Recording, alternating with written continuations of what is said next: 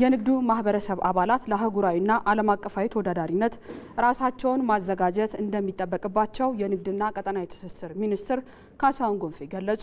የኢትዮጵያን ይግዙ በሚል መሪ ቃል የተዘጋጀው 14ኛው የኢትዮ ቻምበር ዓለም አቀፍ የንግድ ትርኢት በአዲስ አበባ ተከፍቷል። ቅድስት ማሞ ተጨማሪ አላት። የኢትዮጵያ ንግድና ዘርፍ ማህበራት ምክር ቤት ሀገራዊ የንግድና የኢንቨስትመንት እድሎችን ለማስፋት የንግድ ትርኢት አዘጋጅቷል። በንግድ ትርኢቱ መክፈቻ ላይ የተገኙት የንግድና ቀጠናዊ ትስስር ሚኒስትር ካሳሁን ጎንፌ የኢትዮጵያ ንግድና ኢንቨስትመንት ተዋናዮች ለአህጉራዊና ዓለም አቀፋዊ የንግድ ስርዓት ተወዳዳሪነት ራሳቸውን ማዘጋጀት ይኖርባቸዋል ብለዋል። ግሉ ዘርፍ ከመንግስት ጋር የሚያደርገው የስራ ግንኙነት ተጠናክሮ መቀጠል ያለበት ሲሆን ቀጠናዊና ዓለም አቀፋዊ እድሎችን ለመጠቀም የሚያስችል ቁመና ላይ መሆን ይጠበቅባቸዋል። የአፍሪካ አህጉራዊ ነጻ ንግድ ቀጠና ስምምነት ትግበራ የመጨረሻው ዝግጅት ምዕራፍ ላይ እንገኛለን። በሌላ በኩል የዓለም ንግድ ድርጅት አባልነትን ለመቀላቀል 5ኛው የስራ ላይ ቡድን ስብሰባ ከጥቂት ቀናት በኋላ በስዊዘርላንድ ጄኔቫ የምናካሄድ ይሆናል። እነዚህና መሰል ግንኙነቶች የሚያመጡትን እድሎች በሚገባ ለመጠቀም ከወዲሁ መዘጋጀት ይኖርባቸዋል። የኢትዮጵያ ንግድና ዘርፍ ማህበራት ምክር ቤት ፕሬዝዳንት ሰብስብ አባፊራ የንግድ ትርኢቱ የኢትዮጵያ ምርትና አገልግሎቶችን ማስተዋወቅ የሚያስችል መሆኑን ተናግረዋል። በንግድ ትርኢቱ የተሳተፉ አምራቾች ምርቶቻቸውን ከማስተዋወቅ ባለፈ የንግድ ትስስር ለመፍጠርና ለውጭ ገበያ ያላቸውን ዝግጅት ለማሳየት እንደሚያግዛቸው ገልጸዋል። እኛ አምራች እንደመሆናችን መጠን የተለያዩ አከፋፋዮችን፣ የመንግስት ባለድርሻ አካላትን፣ የተለያዩ እርዳታ የሚሰጡንን ተቋማትን እናገኛለን። ከነሱ ጋር የማከፋፈሉን ስራዎች የማሳለጥ ኢቭን ፍሬት ፎርዋርዶችን ኤክስፖርት የሚረዱንን እኛ ኢምፖርት የምናደርጋቸውን ፓኬጂንግ እቃዎችን እነሱን የሚያስተካክሉልን ብዙ ካምፓኒዎች እናገኛለን። የትልቅ መድረክ ነው የተመቻቸው ማለት ነው። ንጽህናና ውበት መጠበቂያ እቃዎችን ከ20 ዓመት በላይ ከውጭ ሲያስመጣ ነው የኖረው። አሁን ደግሞ አፍሮቺክ የተሰኘውን አዲስ ብራንዱን በኢትዮጵያ ውስጥ ማምረት ጀምሯል። ለጎረቤት ሀገራት ለማቅረብ ዝግጅታችንን በማጠናቀቅ ላይ ነን። ስለዚህ ቀጣይ ስቴፓችን እኛም ይሄን ፕሮዳክት ኤክስፖርት ማድረግ ነው፣ እንደ ቡናችን ሁሉ ማለት ነው። የንግድ ትርኢቱ እስከ መጋቢት 8 ቀን የሚቆይ ይሆናል። የኢትዮጵያ አየር መንገድ የረመዳን የጾም ወርን በማስመልከት የኢፍጣር ስነ ስርዓት አካሂዷል። አየር መንገዱ መርሃ ግብሩን ያዘጋጀው ለአገልግሎቱ ተጠቃሚ ሙስሊም ደንበኞቹን ያለውን አክብሮት ለማሳየትና ለደንበኝነታቸው ምስጋና ለማቅረብ መሆኑን አስታውቋል።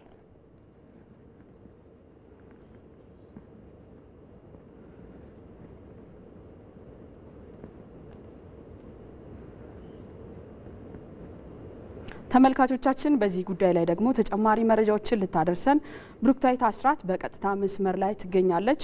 ብሩክታይት እንዴት አምሽተሻል? የኢፍጣር ስነ ስርዓቱ ድባብ ምን ይመስላል? የተላለፉ መልእክቶችስ ምንድናቸው? የሚለውን መረጃዎችን አጋሪን።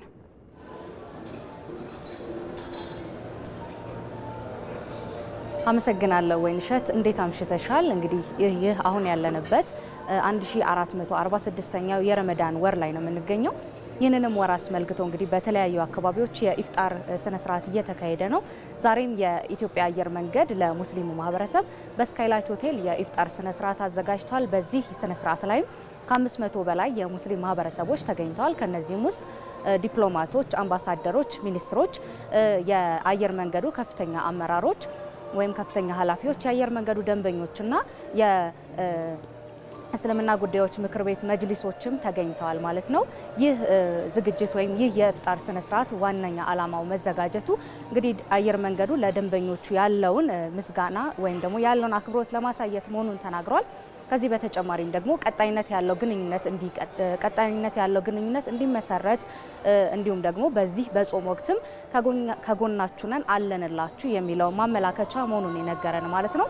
ከዚህ በተጨማሪ ደግሞ በዚህ ስፍራ ላይ ያሉትን የሙስሊም ማህበረሰቡን ተዟዙሪያ ሀሳባቸውን እንደጠየቁት እንደዚህ አይነት የኢፍጣር ስነ ስርዓት መዘጋጀቱ ለሙስሊሙ ማህበረሰብ ትልቅ ትርጉም እንዳለው ያነሱልን ሲሆን ከዚህ ባሻገርም እንደዚህ አይነት በአንድነት የማክበር በአንድነት ተሰባስቦ የኢፍጣር ስነ ስርዓት ማካሄድ አንድነትን እንደሚያጠናክር ልዩነትን እንደሚያስወግድ ነው ያነሱልን ማለት ነው።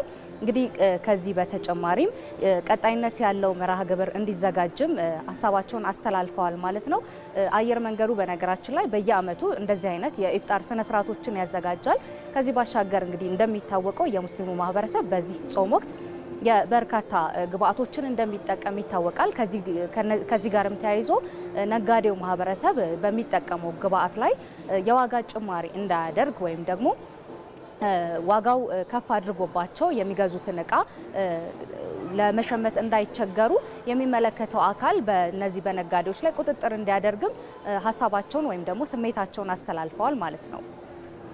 ባልደረባችን ብሩክታይት አስራት ለሰጠሽን መረጃ እናመሰግናለን። መልካም ምሽት ይሁንልሽ። እንቀጥላለን ተመልካቾቻችን። ባለፉት 6 ወራት ከቱሪዝም ዘርፍ ከ334 ሚሊዮን ብር በላይ ገቢ ማግኘቱን የደቡብ ኢትዮጵያ ክልል ጋሞ ዞን ባህልና ቱሪዝም መምሪያ አስታወቀ። በግማሽ ዓመቱ የሀገር ውስጥ ቱሪስት ፍሰት በከፍተኛ መጠን መጨመሩንም አስታውቋል። ባልደረባችን አሚር ጌቱ ከጋሞ ዞን የባህልና ቱሪዝም መምሪያ ኃላፊ ከሆኑት ሞናዬ ሙሴሌ ጋር ቆይታ አድርጓል። ከራሳቸው አንደበት እንከታተል።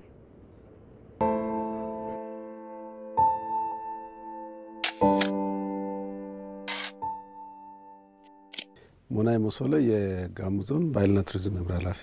ጋሞ ዞን የቱሪስት መዳረሻዎች እጅግ በጣም ሰፊ ናቸው። ከዚህ ከአርባ ምንጭ ከተማ ስም ጨምሮ የተሰየሙ አርባ ምንጮች አሉ። አባያና ጫሞ ሐይቆች አሉ። ለኢትዮጵያ ትልቅ አገልግሎት እየሰጠ ያለው ነጭ ሳር ብሔራዊ ፓርክ አለ። እንደገናም ታድሎ ዞኑ 2 ብሔራዊ ፓርኮች አሉት። አንደኛው የማዘ ብሔራዊ ፓርክ አለ። እዛ ውስጥ ከፍተኛ ሰፊ የዱር እንስሳት ያለበት ነው። አልጎበኘው የቢልቦ ፍል ውሃ እጅግ በደቂቃዎች ውስጥ ብናይ እጅግ ማራኪ የሆነ መዳረሻዎች ያለበት ነው። በተለይ በኢትዮጵያ 3ኛ ተራራ የሚባለው የጉጌ ተራራ 4207 ሜትር ከፍታ ያለው በዚህ ዞን ውስጥ ነው የሚገኘው። ራሱ መልክዓ ምድሩ አቀማመጥ ራሱ ቱሪስትን የሚስብ ነው። ስለዚህ በዚህ ምክንያት ሰፊ የቱሪስት መዳረሻዎች ያለበት አካባቢ ነው የምናገር። ከዚህ ቀደም በተለይ ከ2-3 ዓመት በፊት በኢትዮጵያ የገጠሙ ችግሮች ነበሩ። አንደኛው ኮቪድ ሎክ ያደረጋቸው የውጭ ሰዎች የሀገር ውስጥ ሰው እንቅስቃሴ ችግር ውስጥ ገብቶ ነበረ። ሰሞኑ አካባቢ የተፈጠሩ የጸጥታ ችግሮች ሰውም ከውጭ ሀገር ወደ ውስጥ የመግባት ሁኔታ ላይ ችግር ፈጥሮ ነበር። ነገር ግን ከዛ በፊት የነበረው አርባ ምንጭ ላይ የነበረው የውጭ ቱሪስት እንቅስቃሴ እጅግ በጣም ከፍ ያለ አሁን እየጨመረ ነው ያለው። ደግሞ የሀገር ውስጥ ቱሪስት እንቅስቃሴ ከዚህ ቀደም ከነበረበት አሁን የተሻለ ነው። በዚህ ዓመት በእኛ ቢያንስ ወደ 175,000 በላይ ሰው ይመጣል ብለን ከያዝ ነው። አሁን በዚህ ግማሽ ዓመት ወደ 196,000 የሀገር ውስጥ ቱሪስት ነው የመጣው። እንደዚሁ ደግሞ የውጭ ወደ 15,000 በላይ ይመጣል ብለን ካገመት ነው በዚህ በግማሽ ዓመት ወደ 19,000 ሰው መጥተዋል። ስለዚህ ይሄ ትልቅ ምርታ ነው በግማሽ ዓመት ማለት ነው። በመቀጠለው አሁን ክረምቱን ጨምሮ በጣም ሰው ስለመጣ ከዚህ የተሻለ ይጨምራል ብለን ነው የምናስበው። ይሄ ገቢ ደግሞ 266 ሚሊዮን በላይ ብር እናገኛለን ካልነው ወደ 334 ሚሊዮን ብር በላይ አሁን ገቢ አግኝተናል። ስለዚህ ይሄ ከባለፈው በጣም በያዎቹ በ30% ጭማሪ ያለው።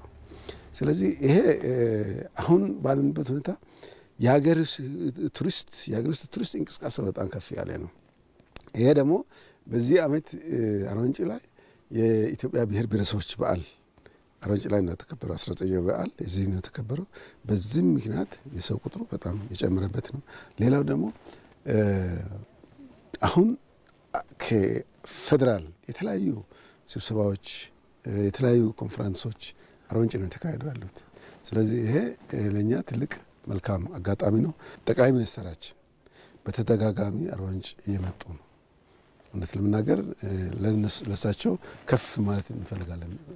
እድሜና ጤና ይስጣቸው። እጅግ በጣም ነው የምናመሰግነው። ምክንያቱም የእሳቸው መምጣት ለኛ ያለው ፋይዳ ትልቅ ነው። እኛ የምናስበው ከአዲስ አበባ ቀጥሎ ሰው በጣም ያልፍበት ቦታ ብለን የምናስበው አርባ ምንጭ ይሆናል ብዬ ነው የማስበው። ለኮይሻም ሌሎች መዳረሻዎች ማዕከል ይሆናል ብዬ ነው የማስበው። ስለዚህ አርባ ምንጭ ላይ አሁን ያለበት የቱሪስት እንቅስቃሴ በጣም ከፍ ያለ ነው። ወደ ውጭ ምንዛሪና ዓለም አቀፍ የግብይት መረጃ ስናልፍ ዛሬ በኢትዮጵያ ንግድ ባንክ አንድ የአሜሪካን ዶላር በ124 ብር እየተገዛ በ126 ብር ከ48 ሳንቲም እየተሸጠ ነው። ኦሮሚያ ባንክ ደግሞ አንዱን የአሜሪካን ዶላር በ128 ብር ከ35 ሳንቲም እየገዛ በ130 ብር ከ92 ሳንቲም እየሸጠ ነው። እነዚህና ዓለም አቀፍ የድፍድፍ ነዳጅና ተያያዥ ግብይት መረጃዎችን አብረን እንከታተል።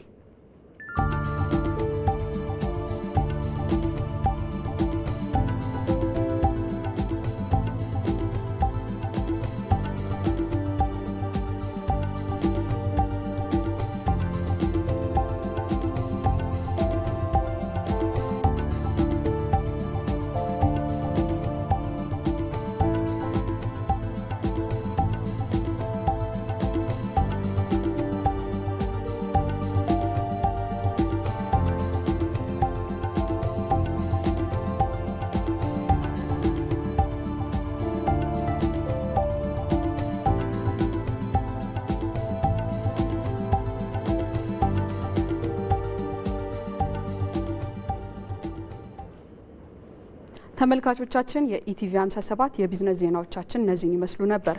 ወይንሸት ደጀኔ ነበርኩኝ። በያላችሁበት መልካም ምሽት